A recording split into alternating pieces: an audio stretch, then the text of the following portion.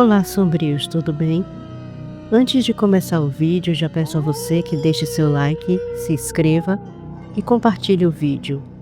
Gosta do nosso conteúdo e deseja ajudar o canal? Clica no botão de valeu e contribua com o que seu coração desejar, ou seja membro. Faça parte do clube de canais, acesse o link na descrição do vídeo e veja qual categoria é mais confortável para você e faça sua inscrição.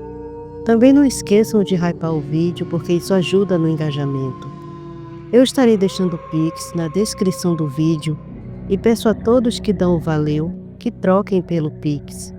Não importa o valor, vai estar me ajudando muito, mas estejam à vontade para ajudar como quiserem. Desde já eu agradeço. Senhor Bonerges. Conto escrito, editado e narrado por Andy, ou como vocês gostam de chamar, Jessie. Martins Bonerges caminhava com passos lentos e precisos até o portão enferrujado, envolto pela penumbra que dominava o terreno da mansão abandonada. Ele parou ali inerte e fitou a antiga construção, agora desgastada pelo tempo, mas ainda imponente. Com sua visão aguçada, enxergava cada detalhe, mesmo no escuro. As trepadeiras cobrindo as paredes, as janelas empoeiradas e as teias de aranha que pareciam selar o local no passado. A nostalgia o envolveu. Anos haviam se passado desde que deixara aquele lugar, mas ainda recordava dos dias de glória da mansão, quando ele era apenas um garoto correndo pelos corredores. Sua mãe adorava o jardim, passava horas cuidando e conversando com as plantas. As estátuas das 4 estações em cada hemisfério do jardim continuavam lá, curiosamente intactas como guardiãs silenciosas. Martins visualizava por um momento a figura de um menino inocente tocando cada uma daquelas estátuas, relembrando o afeto materno e a beleza que agora só existia em sua memória. Foi aos 10 anos que sua vida mudou drasticamente. Nascera com uma rara mutação genética, a hipertricose, fazendo-o desenvolver pelos por todo o corpo, salvo nas palmas das mãos e na planta dos pés. Esse traço incomum, que mais tarde seria conhecido como a síndrome do lobisomem, atraiu olhares de medo e discriminação. Sua família fora quase arruinada financeiramente na busca desesperada por uma cura. Além disso, ele atraía olhares indesejados da população de Paraty, que por diversas vezes acusavam ele, uma criança de 10 anos, de ser uma fera de crendice popular. Cada corpo encontrado na periferia ou nas vielas de Paraty era acreditado ao pequeno Martins Bonerges. Uma tragédia, no entanto, obrigou seus pais a saírem praticamente fugidos de Paraty. Abandonaram a mansão e fugiram para proteger o filho de ser atacado por um povo ignorante que permitia que as crendices regessem seus julgamentos. O menino, que aos olhos dos outros era um monstro, fora acusado de ser o responsável por matar um advogado importante da cidade, cujo corpo mutilado fora encontrado nos arredores da mansão. Os poucos do povo que ainda tinham dúvidas sobre o filho de Jonas Bonerges ser uma fera, agora unia o crime ao gado mutilado e pessoas desaparecidas. Martins cresceu sob o peso desse preconceito, o que o tornou um homem introspectivo e solitário. No entanto, ao longo dos anos, ele descobriu que sua condição o tornava mais que um simples humano. Havia nele um equilíbrio entre o animal e o homem, e ele descobriu com o tempo que tinha certas habilidades que ele sempre associou à sua condição. Essa dualidade lhe concedia habilidades que nenhum outro possuía, um elo com a natureza que ele nunca compreendera totalmente. Um amigo de faculdade, Augusto Drummond, o único amigo que ele teve na vida, era sempre quem o ajudava com sua condição, tentando amenizá-la. Augusto e Martins dividiam um apartamento em Belo Horizonte. Próximo à Universidade Federal de Minas Gerais. Augusto sempre acordava cedo e, com o auxílio de uma máquina, cortava os pelos das partes visíveis do corpo de Martins, para que ele pudesse transitar normalmente sem ser importunado. Augusto, que era muito inteligente, cursava medicina, mas era um jovem à frente de seu tempo, se tornando mais tarde um geneticista famoso, tanto no Brasil quanto no exterior. Próximo de viajar para os Estados Unidos, onde faria um curso importante sobre genética avançada, se preocupou em deixar Martins só, e na tentativa de amenizar sua condição, já que não estaria por perto e Martins não conseguia cortar os próprios pelos com a perfeição com que Augusto fazia, ele, depois de muitas pesquisas e testes, desenvolveu um soro que, de comum acordo, testou em Martins. Houve um progresso significativo, mas não a cura. Martins agora tinha pelos organizados no corpo. Para quem o visse, se pareceria com um homem peludo. Só que no caso dele ainda eram muitos, mas não parecia uma aberração. Contudo, as pessoas ainda o evitavam, o achavam estranho. Mas a tentativa de ajudar de Augusto teve alguns efeitos colaterais. Um dia Martins acordou e sua face tinha uma expressão severa e animalesca. Suas orelhas estavam levemente pontudas e suas unhas cresciam quando ele sentia qualquer emoção mais forte. Mas o pior foi a transformação que sofreu ao ficar com raiva. Pela primeira vez na vida se sentiu um animal, um lobisomem, como sua síndrome era conhecida. Precisou de um tempo longo para se acalmar e voltar ao normal, ou à aparência menos pior. Ele e Augusto tiveram uma briga feia e nunca mais se falaram. Ele culpava Augusto por conseguir transformá-lo num monstro, mas com o tempo se acostumou com a situação. E no fundo ele sabia que Augusto não tinha culpa, que apenas queria ajudar. Suspirando profundamente, ele segurou com força o cadeado do portão e, com um movimento firme, quebrou o metal enferrujado, liberando as correntes que selavam a entrada. O ranger das dobradiças ecoou pelo local, rompendo o silêncio que adormecia na propriedade há décadas. Martins abriu o portão e retornou ao seu carro, uma BMW sedã preta, que destacava sua presença. Acelerou pela estrada sinuosa em direção à velha mansão Bonerges, determinado a reviver ou talvez confrontar o passado que ele nunca realmente deixou para trás. A chegada de Martins Bonerges não passou despercebida na cidade de Paraty. Uma BMW sedã não corta as ruas da cidade sem causar um certo impacto. E ao tomar o rumo da mansão Bonerges, um palacete no alto de uma colina de onde podia se ver toda a cidade de sua sacada, foi motivo de burburinho. Um falatório que chegou aos ouvidos de Bernardo Manuel Alcântara, um dos empresários mais influentes de Paraty, e de Dominique, um homem poderoso no submundo, conhecido e temido como o Dom do Tráfico. Ambos tiveram sentimentos diferentes em relação ao visitante. Bernardo sentiu uma pontada de preocupação latejar em sua nuca, como se o novo morador da mansão despertasse lembranças que ele preferia esquecer, desejando que tais lembranças permanecessem no passado. Dominique, no entanto, que sempre cobiçou a mansão por estar em um ponto estratégico, pensou em fazer uma visita ao novo vizinho e propôs a compra da propriedade.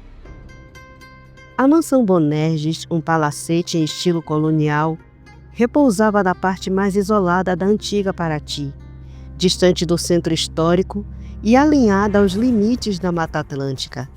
Era como se a mansão tivesse sido erguida para se esconder da cidade, camuflada pela densa vegetação e pela quietude natural que envolvia a região. Em contrapartida, a posição da mansão dava uma vista privilegiada de toda a cidade. Desde que voltou, Martins Bonerges passou os dias mantendo uma rotina reclusa, saindo apenas quando necessário. Ainda assim, a comunidade local começou a perceber sinais de vida na velha propriedade. A energia elétrica foi religada, a água voltou a fluir pelas tubulações e até mesmo a conexão de internet foi instalada. Mas do novo morador ninguém sabia nada, o que gerava muitas especulações e falatórios. Mas o que todos admitiam por uma boca só era que o novo morador era alguém com muito dinheiro. Arriscavam a afirmar que o novo vizinho era mais rico que Bernardo Manuel Alcântara. Nos primeiros meses, Martins trabalhou incansavelmente nas reformas, imerso em cada detalhe, transformando e restaurando a mansão com suas próprias mãos. Ele parecia determinado a devolver à construção o esplendor que um dia conhecera, embora talvez com uma faceta mais obscura, como se cada martelada fosse um tributo às suas memórias e uma forma de exorcizar seu passado. Tudo naquele palacete o levava de volta ao seu passado, à sua infância. O quarto em que ficava confinado durante o dia, o escritório de seu pai, onde ele passava a maior parte do tempo, os jardins onde todas as noites ele saía para brincar e onde durante o dia ele olhava da janela sua mãe cuidando das flores. As lembranças eram prazerosas e dolorosas ao mesmo tempo, mas ele estava decidido a não deixar nada tirar seu foco, nem nublar sua decisão de voltar. Porém, com o avanço das reformas, a tarefa começou a se tornar exigente demais para ele. Os reparos nos pisos de madeira carcomida, o reforço das colunas antigas e o retoque nas paredes de pedra já estavam além de suas capacidades. Martins então decidiu chamar os trabalhadores de sua empresa para dar continuidade aos reparos.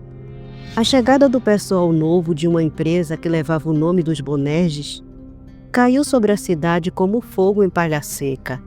O falatório alcançou outro patamar, o de medo e receio do povo mais velho que ainda se lembrava das histórias. Alguns diziam que ele era um excêntrico milionário e que se escondia porque havia algo sombrio pairando sobre ele, que era um homem marcado pelo passado. As histórias sobre sua reclusão e sobre sua aparência peculiar, para os que já o haviam visto, alimentavam os boatos de um homem com feições bestiais, seu enigmático morador da mansão Bonerges. E tais afirmações tornaram-se o tema de conversas entre os habitantes da cidade. As reformas da mansão Bonerges se estenderam por um ano completo, período em que Martins investiu uma fortuna para garantir que cada detalhe fosse fiel à arquitetura original da década de 60. Ele não poupou gastos, contratando os melhores especialistas para restaurar os vitrais coloridos, os arcos imponentes e as colunas clássicas. As paredes foram revestidas com a textura da época, e o teto da entrada principal foi pintado para reproduzir o design ornamentado que um dia encantou os visitantes. Apesar de sua dedicação ao passado na preservação do exterior, o interior da mansão era um reflexo moderno do conforto e tecnologia. Cada cômodo foi equipado com sistemas de automação, climatização avançada e segurança de ponta. Havia ali uma mistura de elegância e sofisticação, uma mansão que unia o charme da arquitetura clássica com as conveniências e o estilo do século XXI. Dominique observava tudo de longe. Durante todo aquele ano, não desviou os olhos nem por um momento sequer de Martins Bonerges, um nome que, ao ser descoberto por ele, o fez ser cauteloso. Um milionário como Bonerges, por certo, tinha a melhor segurança que o dinheiro poderia pagar. E ele não arriscaria uma visita a alguém tão poderoso à toa. Bernardo, por outro lado, ao saber quem era o novo proprietário, sentiu um frio percorrer-lhe a espinha. Tudo o que mais temeu ao longo de quase 30 anos estava acontecendo. Um Bonerges havia voltado para Paraty. Em segredo, confinado em seu escritório numa luxuosa mansão, na Avenida Orlando Carpinelli, Praia do Pontal, ele começou a arquitetar uma forma de tornar os dias de Martins Bonerges tão desagradáveis que ele retornasse para o buraco de onde havia saído. Martins, o herdeiro único dos antigos proprietários, nunca tivera irmãos. Seus pais temiam a possibilidade de gerar outro filho com a mesma condição genética rara que Martins carregava. Com o tempo, Martins canalizou essa solidão para o trabalho. Seu talento para o mercado imobiliário era notável. Ele se especializou em flipping, renovando e revendendo imóveis, além de investir em web hosting para diversos destinos populares. Essa trajetória de negócios não só o manteve oculto, mas o enriqueceu e lhe deu uma visão aguçada sobre a valorização de patrimônio, algo que ele aplicou em sua própria residência. Agora, com a mansão restaurada, Martins administrava seus negócios diretamente de um escritório sofisticado instalado na propriedade. De sua mesa com vista para o jardim que sua mãe tanto adorava, ele elaborava novos planos de expansão imobiliária, visando desenvolver mais propriedades em Paraty e restaurar os casarões e ruas históricas. Enquanto o mundo via em Paraty apenas um destino turístico, ele via uma oportunidade de transformar a cidade, tornando-se um nome de influência, embora ainda envolto em mistério nessa pequena e antiga comunidade litorânea. Ao retornar de mais uma ida à cidade, Martins parou seu carro ao ver duas figuras desconhecidas paradas ao lado do portão de sua mansão. O veículo com vidros escurecidos permitiu que ele observasse as duas mulheres sem ser notado. Ele observou a postura tranquila e respeitosa de ambas. A mais velha, uma senhora de meia-idade, mantinha os cabelos presos no coque, onde os fios grisalhos se destacavam. Sua expressão era serena, transmitindo uma calma rara, e seus trajes modestos revelavam descrição. Ao lado dela, uma jovem de aproximadamente 20 anos, com longos cabelos negros levemente ondulados, exibia uma beleza singela e tranquila, com olhos escuros e profundos que encaravam o vazio. Contudo, tinha uma beleza simples e pura. Ela segurava uma bengala. E Martins rapidamente percebeu que ela era deficiente visual. Guiando-se pelos sons ao redor, com atenção e familiaridade. Respirando fundo, Martins sabia que ao abrir a janela e expor sua aparência incomum, provavelmente geraria uma reação imediata. Estava habituado a olhares de estranhamento e até de horror. Decidiu então encarar a situação de frente. Com um toque no botão, a janela desceu suavemente, revelando seus olhos de um tom âmbar intenso, quase animalesco. Contrariando suas expectativas, a senhora mais velha não demonstrou surpresa ou desconforto. Em vez disso, ela sorriu com naturalidade e o cumprimentou com uma cortesia tranquila. "Senhor Bonerges, boa tarde", disse ela com a voz firme e acolhedora. "Me chamo Juliana Barros. Minha mãe trabalhou para sua família quando o senhor era apenas um menino. Soube que o senhor retornou e vim lhe oferecer meus serviços como governanta. Minha filha, apesar da deficiência visual, é muito capaz e está acostumada com os afazeres domésticos. Imagino que o senhor precise de ajuda para cuidar de sua bela mansão." Martins hesitou por um instante, surpreso com a gentileza inesperada e com a proposta direta. Não estava acostumado com tamanha cordialidade. As memórias de sua infância ressurgiram ao ouvir Juliana citar a mãe como referência. Se lembrava de uma governanta parecida com Juliana, que o enxotava como se ele fosse um bicho, todas as vezes que o via fora do quarto durante o dia. Ele manteve o olhar fixo em ambas, seus olhos cintilando sob o fim da tarde. "Boa tarde, Juliana. Agradeço pela gentileza", ele respondeu, sua voz soando grave, porém controlada. "Eu realmente preciso de ajuda por aqui, mas vocês entendem que..." Ele pausou, tentando escolher as palavras.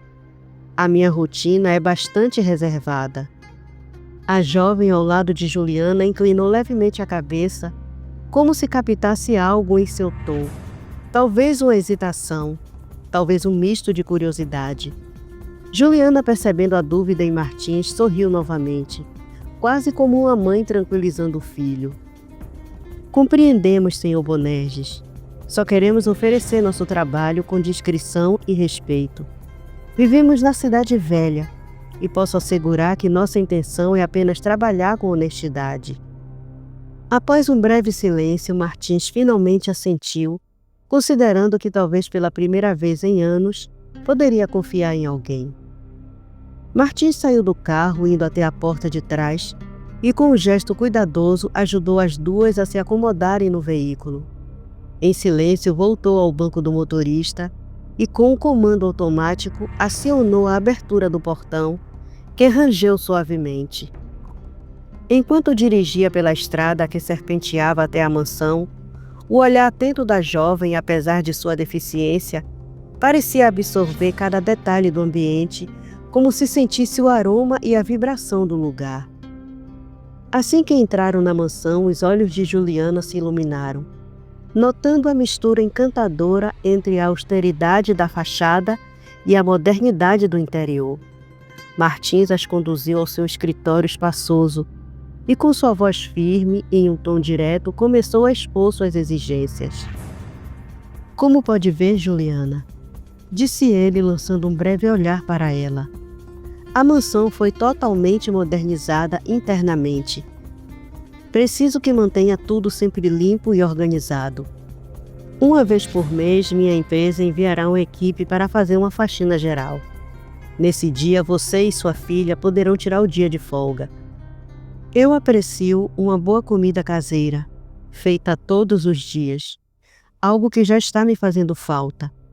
Normalmente faço minha própria comida, até gosto, mas ultimamente tenho recorrido ao delivery e estou meio sem tempo.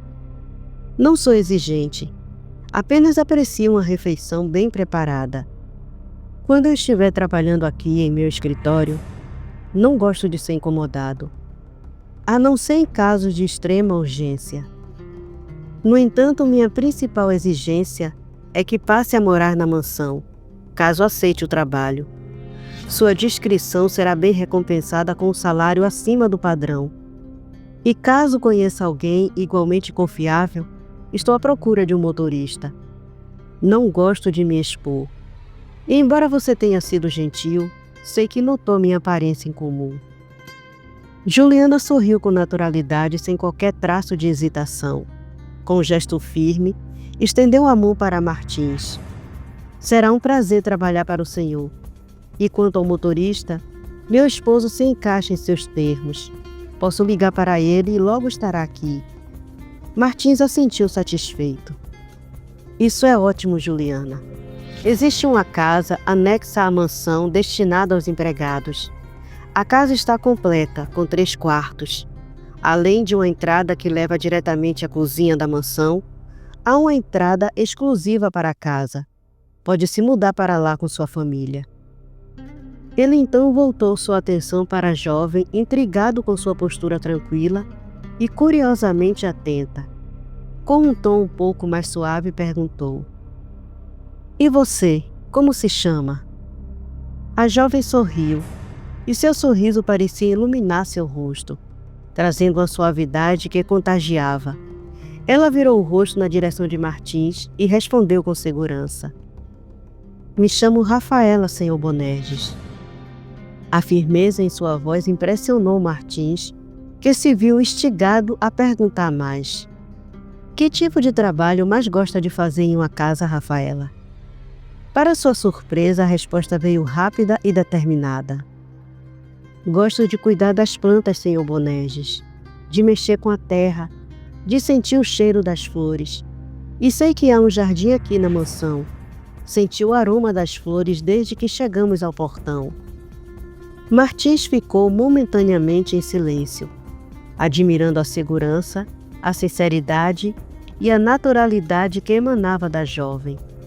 Após um breve suspiro, ele assentiu, recordando as lembranças preciosas de sua mãe cuidando daquele mesmo jardim. Minha mãe amava esse jardim. Eu o restaurei exatamente como era na época em que morávamos aqui. Sua função principal, Rafaela, será cuidar dele, manter cada planta e cada flor como minha mãe as mantinha. Os olhos de Rafaela brilharam com uma alegria genuína, e seu sorriso parecia irradiar uma felicidade que surpreendeu Martins, a ponto de que, quase involuntariamente, ele próprio sorri, um gesto raro e inesperado. Por um breve momento, o peso de sua solidão pareceu se dissipar, como se aquela presença simples e cordial trouxesse à mansão um pouco de vida e dos sentimentos que até então haviam permanecido enterrados com as memórias do passado. Uma semana após a chegada da família Barros, a mansão de Martins Bonerges parecia respirar uma nova energia.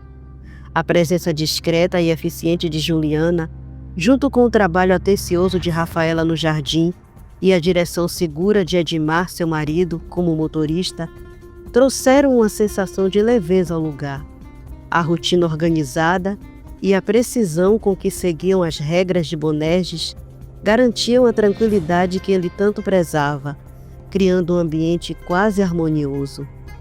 Com o motorista à disposição, Martins evitava idas desnecessárias à cidade, aparecendo apenas quando era indispensável. Esse comportamento reservado aguçava a curiosidade dos moradores de Paraty, que especulavam ainda mais sobre o misterioso morador da mansão. Coincidentemente, boatos sobre uma fera estar rondando a periferia e atacando animais domésticos e de criação se espalhou como um rastilho de pólvora quando aceso.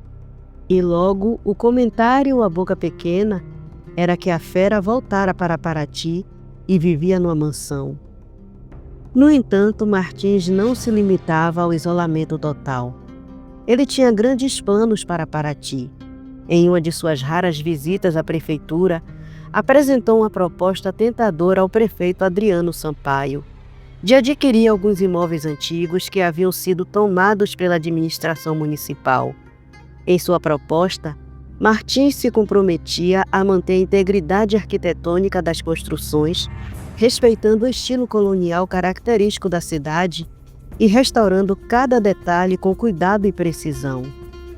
A ideia era transformá-los em locações de temporada, atraindo turistas e trazendo uma nova valorização para o centro histórico sem perder sua essência. Esse projeto que Martins pretendia transformar em uma fonte de lucro e de preservação histórica aguardava apenas a resposta da prefeitura para ser iniciado. Enquanto esperava, ele permanecia em sua mansão, observando de longe o desenvolvimento dos rumores na cidade, sem pressa de revelar seus planos ao público. Bernardo Manuel Alcântara, um empresário influente de memória afiada, sempre bem vestido e com o rosto marcado pelo tempo e olhos que, apesar de rugas ao redor, ainda mantinham um brilho intenso e atento, acompanhava cada passo de Martins com curiosidade e atenção. A chegada de Martins à mansão Bonerges, um local que por muito tempo ficara abandonado, atiçou seu instinto vigilante. Ele se lembrava dos pais de Martins e do motivo pelo qual eles foram embora. Assim que a notícia da proposta de Martins chegou aos ouvidos de Bernardo, ele passou a observar cada passo de Martins com cautela, os movimentos discretos ao redor da propriedade, os poucos encontros que o novo dono da mansão tinha com a cidade e as mudanças visíveis que surgiam dia após dia, com luzes que iluminavam o interior outrora sombrio e reformas que restauraram a imponência da construção. Um ano foi suficiente para Bernardo perceber que se livrar de Martins Bonerges lhe daria mais trabalho do que imaginou. Certo dia, ao cruzar pela praça onde moradores trocavam suas especulações sobre o estranho morador da mansão Bonerges, Bernardo, com seu jeito sério, comentou: "Vocês falam muito e sabem pouco. Esse morador é filho de Paraty, e não é o que parece." As palavras de Bernardo traziam um peso que poucos se atreviam a desafiar. Bernardo não era exatamente um homem bom. Astuto e pragmático, mantinha-se em posição de poder em Paraty. Como dono do maior alambique da cidade, com cachaças conhecidas até além da região, tinha o respeito, ou seria melhor dizer, o temor de muitos. Seu temperamento implacável e sua amizade sólida com o prefeito Adriano Sampaio faziam dele uma figura de influência local. Quando ouviu falar do ambicioso projeto de Martins Bonerges, uma faísca de desgosto iluminou seu olhar. Ele sabia que a proposta poderia modernizar a cidade e trazer um fluxo econômico ainda mais intenso para Paraty, mas também sentia que aquela ideia poderia, em breve, ameaçar seu império e sua influência. Adriano Sampaio, o prefeito, parecia empolgado com a proposta de Martins. Seus olhos brilhavam com um potencial de desenvolvimento, e Bernardo percebeu aquilo com um certo rancor. Em uma de suas conversas, aproveitou o momento para plantar a dúvida. Esse homem não é de confiança, Sampaio. Ele não é o que parece, murmurou Bernardo, entortando a boca, com o olhar carregado de desgosto. Adriano arqueou uma das sobrancelhas, surpreso e um pouco intrigado. Ele conhecia Bernardo bem o suficiente para saber que sua desaprovação tinha algo a ver com a competição que Bonerges representava. Contudo, a intensidade na voz de seu amigo parecia ir além disso. "O que quer dizer com não é o que parece?" perguntou Adriano com uma ponta de irritação velada. "Espero que não esteja sendo preconceituoso por causa da aparência dele." Bernardo respirou fundo, os olhos escuros e fixos em Adriano, como se tentasse trazer o prefeito para seu ponto de vista. Sua voz soou mais grave e carregada. "Mas é justamente por isso que estou falando. A aparência desse homem mostra exatamente quem ele é. Um monstro, um psicopata sanguinário." Adriano recostou-se na cadeira, estupefato com a acusação inesperada. Ele já havia observado que Martins Bonerges tinha uma aparência incomum, mas jamais suspeitaria de algo malévolo. Achava, na verdade, que o projeto de Bonerges poderia beneficiar a cidade. O tom hostil de Bernardo, porém, incomodava-o profundamente. De onde vinha tanta antipatia? "Essas são acusações muito sérias, Bernardo." Adriano respondeu com a voz firme, tentando restabelecer a neutralidade entre os dois. "É do tipo que se precisa de provas para evitar um processo." Bernardo estreitou os olhos e ficou em silêncio, analisando o prefeito, percebendo a firmeza em sua postura e o tom protetor em relação a Martins Bonerges. Aquilo era irritante. Entendia que Adriano já estava de alguma forma seduzido pelo novo morador. E essa lealdade que surgira em defesa de Bonerges o envenenava ainda mais. A tensão no ar era quase palpável. Bernardo sentia o controle escorregar de suas mãos. O prefeito, que ele sempre conseguira influenciar, agora parecia resguardado contra suas investidas. Sabia que precisaria de uma estratégia mais sutil para desfazer a imagem que Bonerges começava a criar na mente de Adriano, e para garantir que ele não cederia tão facilmente ao novo benfeitor de Paraty.